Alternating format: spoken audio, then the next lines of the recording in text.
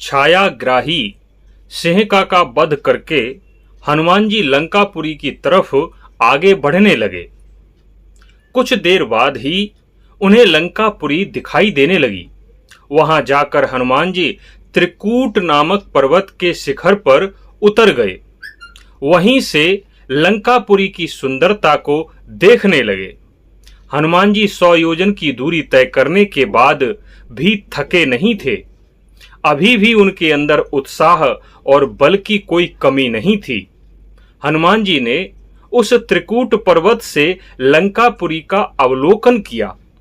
लंकापुरी के चारों तरफ पानी से भरी हुई बड़ी बड़ी खाई बनी हुई थीं। दूर से ऐसा प्रतीत होता था मानो लंकापुरी तैर रही हो। हनुमान जी ने गौर से देखा तो उस लंकापुरी की जो 4 दीवारी थी वह सोने की दिखाई दे रही थी। उस पुरी के अंदर अनेक श्वेत रंग के कई मंजिला भवन बने हुए थे। लंकापुरी के मुख्य दरवाजे भी सोने के बने हुए थे। उस पुरी के चारों तरफ भयानक राक्षस दिन रात पहरा देते रहते थे। अब हनुमान जी उस लंकापुरी में प्रवेश करने की योजना बनाने लगे। हनुमान जी ने मन ही मन में सोचा कि यदि मैं अपने शरीर के इसी आकार में लंकापुरी में प्रवेश करता हूं तो मेरा प्रवेश असंभव है। कोई न कोई राक्षस मुझे देख ही लेगा और अब मैं कोई भी संकट मोल लेना नहीं चाहता। इसलिए राक्षसों से आंख बचाकर ही मुझे लंकापुरी में प्रवेश करना पड़ेगा। इसलिए मैं रात्रि का समय ही उचित समझता हूं। मुझे अभी रात्रि होने की प्रतीक्षा करनी चाहिए। उसके बाद मैं अपना इतना छोटा शरीर बना लूंगा जिससे कि कोई भी मुझे देख ना पाए। फिर भी मुझे मुख्य द्वार से प्रवेश नहीं करना है। जो इस लंकापुरी का परकोटा है उसकी दीवाल को फांद कर ही मैं लंकापुरी में प्रवेश करूंगा। ऐसी योजना हनुमान जी उस त्रिकूट पर्वत के शिखर पर बैठकर बनाने लगे और रात्रि होने का इंतजार करने लगे। हनुमान जी किसी भी तरह से संकट मोल नहीं लेना चाहते थे। वे नहीं चाहते थे कि जिस कार्य के लिए वे 100 योजन समुद्र को लांघ कर आए हैं वह कार्य अधूरा ही छूट जाए और सीता जी का पता चले बिना ही हनुमान जी पकड़े जाएं। इसलिए हनुमान जी पूरी योजना के साथ लंकापुरी में प्रवेश करना चाहते थे।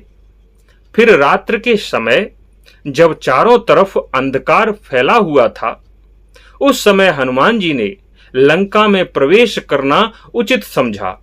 उन्होंने शीघ्र ही अपने शरीर को बहुत छोटा बना लिया और लंकापुरी की 4 दीवारी फांद कर लंका में प्रवेश करने का प्रयास करने ही वाले थे कि अचानक उस लंकापुरी की देवी लंकिनी तीव्र गर्जना करते हुए उनके सामने आकर खड़ी हो गई।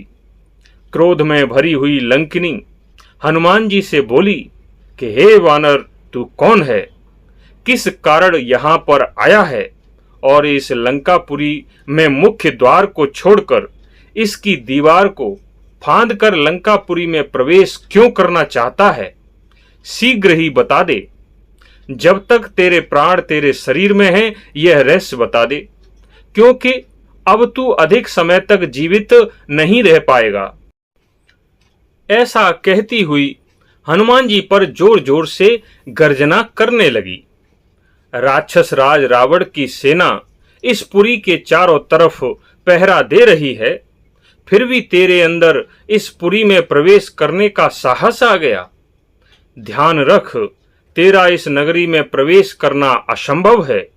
लंकिनी की ऐसी बातें सुनकर हनुमान जी ने भी उसी भाषा में बात करते हुए कहा कि जो भी तू पूछ रही है मैं बता दूंगा, लेकिन तू कौन है, तेरा क्या परिचय है, तू यहाँ पर क्या कर रही है और मुझ पर इस प्रकार क्रोध करने का तेरा क्या अधिकार है? इतना सुनकर लंकिनी हनुमान जी को डांटते हुए गर्जना करने लगी कि मैं राक्षस राज रावण की सेविका हूं। मेरा कार्य इस पुरी की रक्षा करना है। बिना मेरी आज्ञा के इस पुरी में कोई भी प्रवेश नहीं कर सकता। लेकिन हे वानर, तूने इस लंकापुरी में प्रवेश करने का जो दुस्साहस किया है, इस कारण तुझे प्राण दंड तो मिलेगा ही। लेकिन उससे पहले मुझे यह बता कि तू यहां पर क्यों आया है, इस नगरी में क्यों प्रवेश करना चाहता है। तब हनुमान जी ने स्थिति को समझते हुए और सच्ची बात बताने की जगह उस लंकिनी से कहा कि मैं इस लंका नगरी की शोभा बढ़ाने वाली वस्तुओं का अवलोकन करने अर्थात देखने के लिए आया था। मैंने सुना था कि लंकापुरी अंदर से बहुत सुंदर बनी हुई है। मेरे अंदर इस पुरी को अंदर से देखने की बड़ी अभिलाषा थी, इसलिए मैं यहाँ पर आया हूँ। बताते हैं कि यह पुरी अंदर से बहुत सुंदर है, रमणीय है। बस यही मेरा प्रयोजन था। इतना सुनकर तो लंकिनी और अधिक क्रोध में भर गई और कहने लगी कि हे मूर्ख वानर, तेरा इतना दुस्साहस कि तू बिना मेरी आज्ञा के इस पुरी को देखने के लिए कुमार्ग से प्रवेश करे। इतना कहते हुए लंकिनी ने आगे आकर हनुमान जी को एक थप्पड़ जड़ दिया। उस लंकिनी का थप्पड़ खाकर हनुमान जी को बड़ा क्रोध आया। उन्होंने भी गर्जना करते हुए बाएं हाथ से उस राक्षसी में एक मुक्का जड़ दिया। हनुमान जी का मुक्का पड़ते ही वह राक्षसी चक्कर खाती हुई पृथ्वी पर गिर पड़ी। हालांकि हनुमान जी ने बहुत जोर का मुक्का नहीं मारा था। वे उसे मारना नहीं चाहते थे, नहीं तो हनुमान जी के मुक्का से वह बचती नहीं, इसलिए उन्होंने बाएं हाथ से मुक्का मारा था। अब तो लंकिनी की सारी हेकड़ी, सारी अकड़, सारा क्रोध सब कुछ शांत हो गया, क्योंकि अब उस मुक्के के पड़ते ही वह पृथ्वी से उठ नहीं पा रही थी। अब तो हाथ जोड़कर हनुमान जी से अपने प्राणों की भीख मांगने लगी। कहने लगी कि हे वीर वानर, मैं स्वयं लंकापुरी ही हूं। तुमने मुझे परास्त कर दिया, लेकिन अब मेरे प्राण मत लो, क्योंकि शास्त्रों में स्त्री को अवध्य बताया गया है। इसलिए मुझे अब प्राणदान दे दो। अब मुझे इस पुरी का भविष्य स्पष्ट दिखाई दे रहा है, क्योंकि एक बार ब्रह्मा जी ने मुझे वरदान दिया था। उन्होंने कहा था कि जब कोई वानर तुझे पराजित कर दे, उसी दिन समझ लेना कि इस लंकापुरी पर, इसमें रहने वाले राक्षसों पर बहुत भारी संकट आने वाला है। इसलिए आज ब्रह्मा जी की वह भविष्यवाणी बिल्कुल साकार होती नजर आ रही है। मुझे रावण सहित सभी राक्षसों का विनाश स्पष्ट दिखाई दे रहा है।